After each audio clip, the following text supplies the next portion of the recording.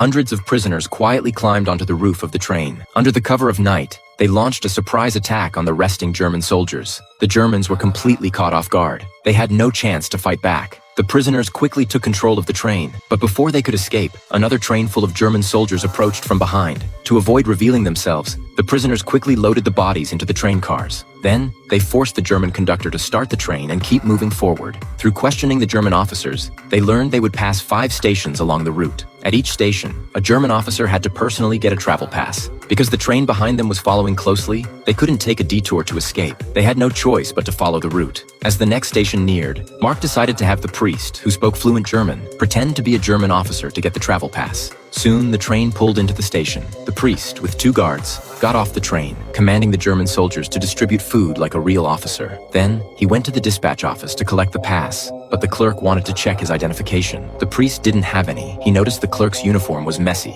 He shouted at the clerk, berating him for breaking military rules. Intimidated, the clerk handed over the travel pass respectfully. Back on the train, the priest collapsed from the stress. Mark realized they might not get such luck next time. He decided to request a detour at the next station to lose the German train behind them. They soon arrived at the next station, but an accident occurred while arranging the detour. A German agent noticed Ryan was wearing a US Air Force watch. The fake officer quickly lied, saying Ryan had shot down an American plane and the watch was his reward. He raised his voice and told the agent to back off. Seeing his strong attitude, the agent didn't press further. They managed to change the route without major problems. The train, carrying over 400 prisoners, headed toward the German border. But the temporary detour caught the Germans' attention. They immediately sent fighter planes to intercept. The prisoners on the train saw the Alps. They thought they were about to escape Germany and started celebrating. But then the German planes appeared, dropping bombs continuously. The prisoners fired back immediately. With tunnels and caves along the route, both sides reached a stalemate. Suddenly, the planes flew ahead, bombing the mountains in front. Huge rocks fell onto the tracks, blocking the way. The train had to stop. The situation was extremely dangerous. Someone spotted a small path along a cliff. It became the prisoners' last hope. They got off the train, planning to escape along the path. But the planes returned, blowing up the path. Everyone was furious and fired wildly at the plane. The pilot was hit, and the plane crashed onto the cliff. With no other way forward, Mark had them return to the tracks. They started clearing the rocks, then removed the damaged rails at the back and replaced them at the front. But before they could finish, the German pursuers arrived.